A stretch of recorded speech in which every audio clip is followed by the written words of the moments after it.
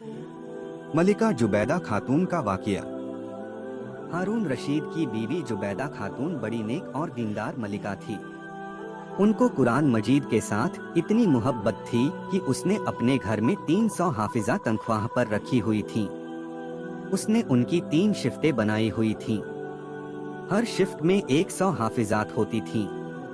उन हाफिजात को महल के मुख्तलिफ कमरों, बरामदों और कोनों में बिठा दिया जाता था और उनका काम अपनी शिफ्ट में बैठकर कुरान मजीद पढ़ना होता था। इस तरह पूरे महल में हर वक्त 100 हाफिजात के कुरान की आवाज आती थी। इस औरत को पता चला कि जब लोग सफरे हज पर जाते हैं तो उनको रास्ते में पानी नहीं मिलता, इसलिए वह अपने साथ सवारियों पर पानी लाद कर जाते हैं। जब कभी पानी खत्म हो जाता है तो कभी कभी लोग प्यासे रहते हैं, बल्कि कभी कभी तो कई लोग मर ही जाते हैं। हर बीवी अपने खाविंद से फरमाइश करके कोई न कोई काम करवाती है। इसने भी अपने खाविंद से कहा कि मेरे दिल की तमन्ना है कि आप एक नहर बनवाएं जो मैदाने अरफात तक पहुंचे, ताकि हाजी लोग जब उसके करीब से गुजरे तो उनको पानी मिलता रहे। हारून रशीद ने उसकी फरमाइश को पूरा कर दिया और एक आलीशान नहर बनवा दी। उस नहर से हजारों इंसानों, हैवानों, चरिंदों और परिंदों ने पानी पिया और फायदा उठाया। जरा सोचें कि किसी को पानी का एक प्याला पिलाना कितनी बड़ी नेकी है। क़यामत के दिन एक जहन्नमी किसी जन्नती को देखकर उसे पहचान लेगा और कहेगा कि आपने मुझसे एक बार पानी मांगा था और मैंने आपको पेश किया था। वह कहेगा हाँ। वह कहेगा कि आप अल्लाह के हुजूर मेरी शफात कर दीजिए।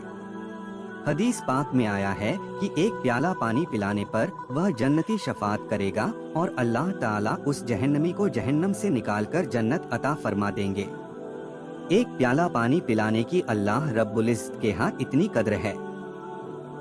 इंसान तो आखिर इंसान है, जानवर को पानी पिलाना भी कीमती है। हदीस पाक में आया है कि एक औरत ने अपनी पूरी जिंदगी कबीरा गुनाहों में गुजार दी थी। एक मर्तबा वह कहीं जा रही थी। उसने एक कुत्ते को प्यासा देखा। गर्मी का मौसम था। उसकी ज़बान निकली हुई थी और प्यास की वजह से वह हाँफ रहा था। उसके दिल में तरस आया और उसने अपने दुपट्टे के साथ कोई चीज बांधी और पानी डालकर उस कुत्ते को पानी पिलाया। जब कुत्ते ने पानी पिया तो कुत्ते को होश आ गया और अल्लाह की रहमत को जोश आ गया। सिर्फ कुत्ते को पानी पिलाने पर उसकी जिंदगी के कबीरा गुनाहों को माफ कर दिया गया। सिर्फ कुत्ते को पानी पिलाने पर उसकी जिंदगी के सब कबीरा गुनाहों को माफ फरमा दिया गया। अब सोचिए कि प्यासे को पानी पिलाना कितना बड़ा अमल है। जुबैदा खातून ने लाखों प्यासों को पानी पिलाया। जब इंतकाल हो गया तो वह किसी को ख्वाब में मिली। उसने पूछा, जुबैदा तेरा आगे क्या बना?